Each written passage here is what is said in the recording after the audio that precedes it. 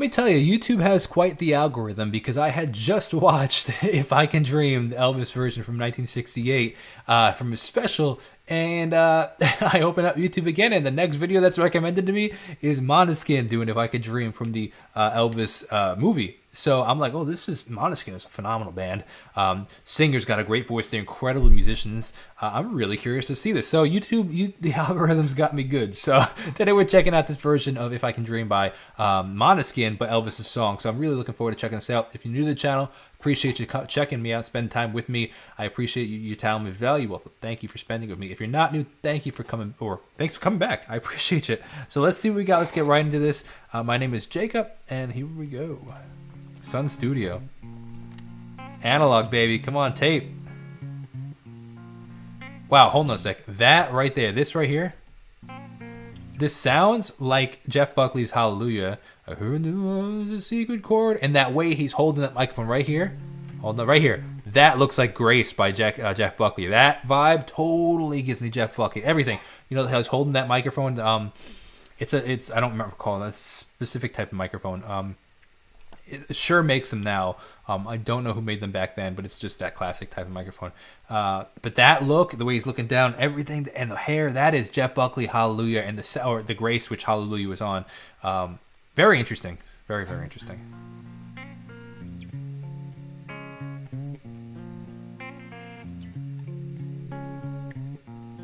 There must be lights burning bright there somewhere.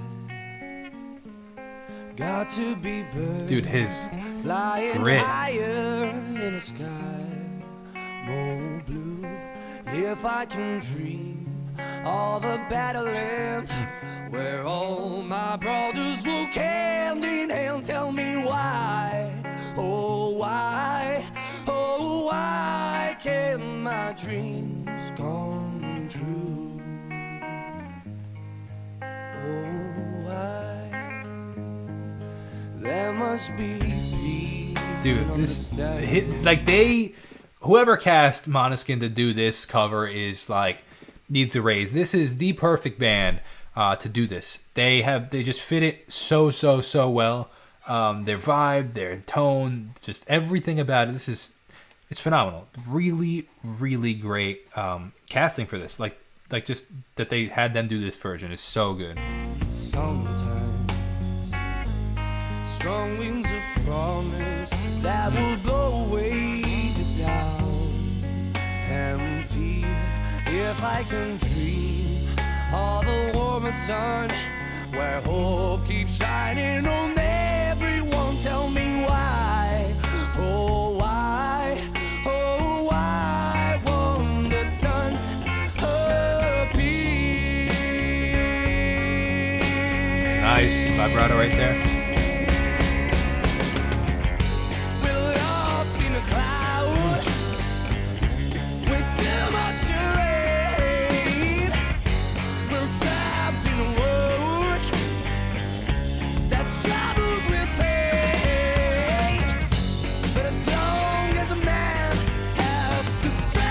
Wow. Come on, man.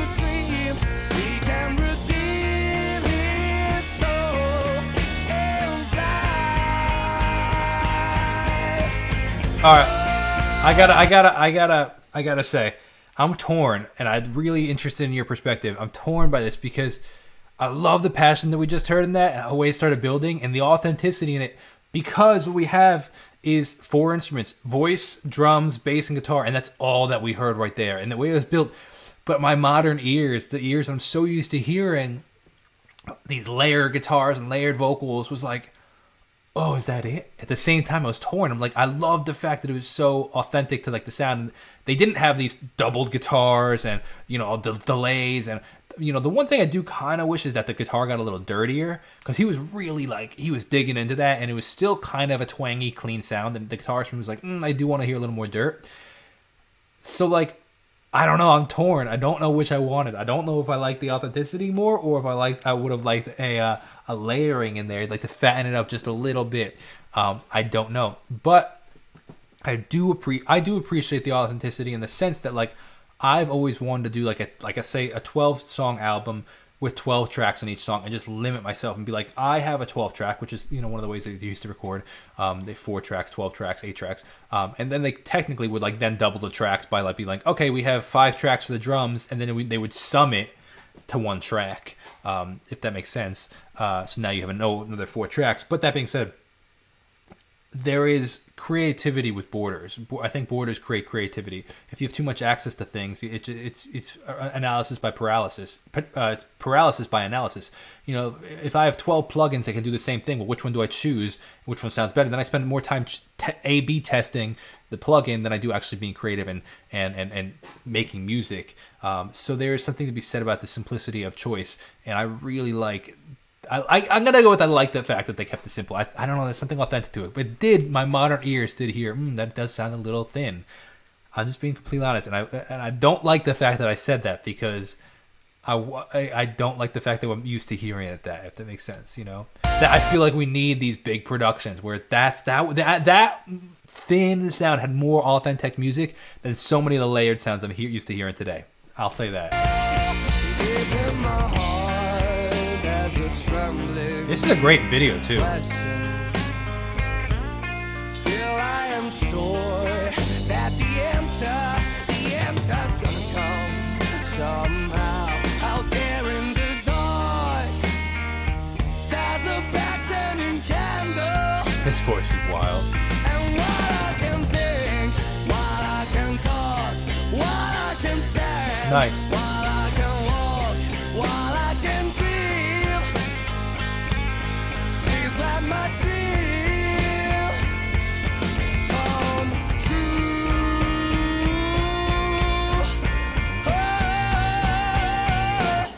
Right now.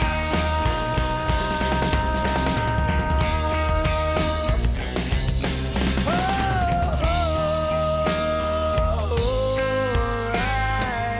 now. Wild.